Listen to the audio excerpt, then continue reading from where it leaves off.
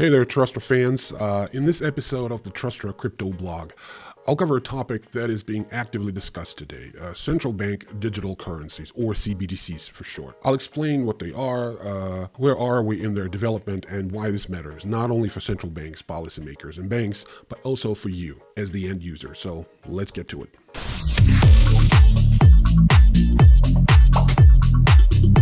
CBDC is a new digital form of central bank money equal to physical cash or reserves that your commercial bank holds at the central bank.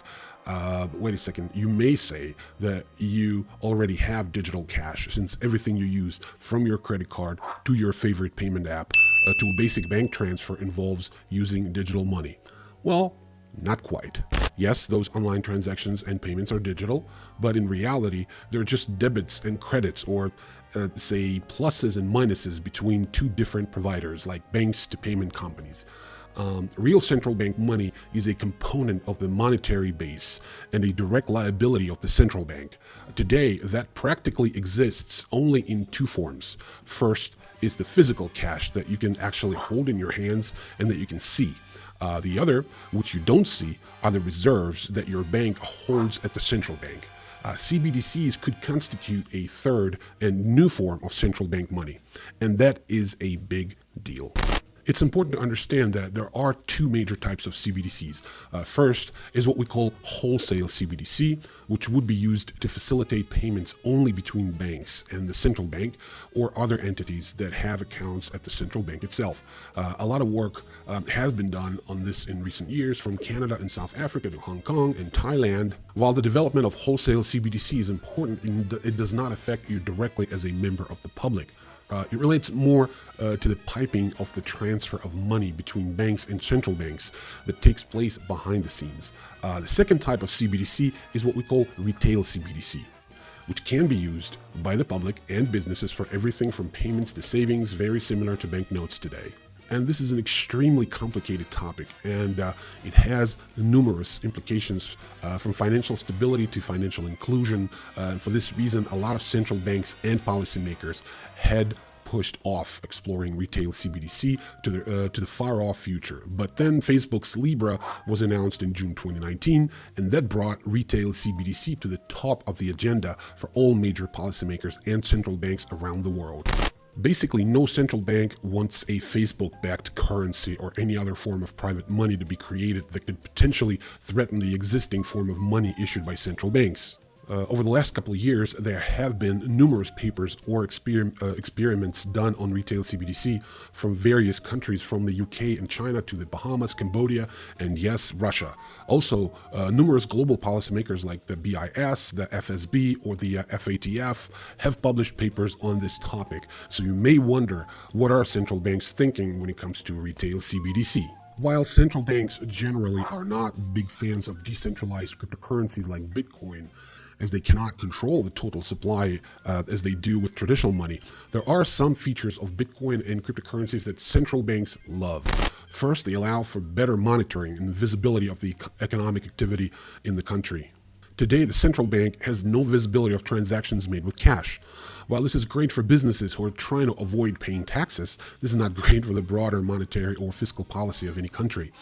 With a CBDC, the central bank would be able to see, to a certain degree of course, all transactions carried out and thus be able to reduce financial risk. Second, CBDCs offer a great fighting chance against money laundering. Today, a physical banknote represents the most private and anonymous method of payment, and it is not a surprise that it is still used a lot for illicit activities, from drug and human trafficking to money laundering. A CBDC could, for the first time, give us a fighting chance against money laundering. It's a massive global problem. It's estimated that the amount of money laundered each year represents between 2 and 5% of global GDP, according to the United Nations. And third, CBDCs can help with financial inclusion, especially in difficult times like we're going through right now with coronavirus pandemic and the Russian aggression in Ukraine. As people shy away from using cash, worried that dollar bills and coins could carry the virus, two categories of people are negatively impacted. First, the elderly, who tend to be less tech savvy when it comes to digital payments. And second, those who are unbanked or underbanked, as they don't have a bank account or access to formal financial services. Because they don't have a bank account to send to, many governments around the world are having trouble sending COVID relief funds to the unbanked or underbanked, despite the fact that they are often the people who need it most. For example, it was reported that in the US, IRS had to send over 100 million COVID-19 relief checks by mail. With a digital CBDC, money can be sent easily to everyone. For example, to a CBDC digital app or a wallet that can be installed in every single smartphone, thus allowing the government to send out funds quickly and effectively. And a blockchain-based CBDC allows numerous new possibilities that are not possible today, from having programmable money via smart contracts that allow us to input monetary policy like interest rates directly on the CBDC, to being able to do micropayments seamlessly in a world connected by the Internet of Things devices. While all this is very exciting and truly shows the potential of the future of money, there are potential downsides as well, especially for traditional financial institutions. First, there is the risk of disintermediation of banks. If you replace your $1 banknote with a one CBDC, the impact is limited. But if the public starts substituting their bank balances with CBDC, then this reduces the bank balances the banks hold, increases their funding costs, and reduces their profitability. The bigger risk for central banks is that in the event of a crisis, a CBDC can accelerate a run on the banks. For example, today, if you do not trust the banking system, you can go to an ATM and withdraw all your money in cash. However, there are physical limitations to how much you can withdraw from an ATM, let alone all the practical challenges with how you will secure and keep these banknotes safely. In a CBDC world, you could quickly remove your funds held at your bank and hold them in your digital wallet. And unlike paper banknotes, there is no limit on how much you can store digitally.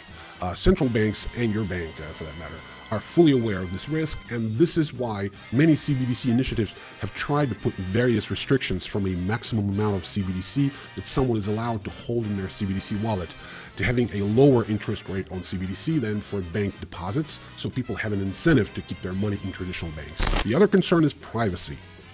While having the central bank be able to see all transactions in the country is great to combat money laundering or corruption, it also raises privacy concerns. So expect to see a lot of activity in this space over the coming months or years. But that's a topic for a completely different video. I'll try to cover that as soon as possible in my future videos. In the meantime, thank you so much for watching this one. Please subscribe to the channel, like our content, share it, get an account going on TRASTRA, order TRASTRA crypto Visa debit card, and finally start doing crypto the way it was intended from the beginning. Thank you so much again. I'll see you soon. Bye.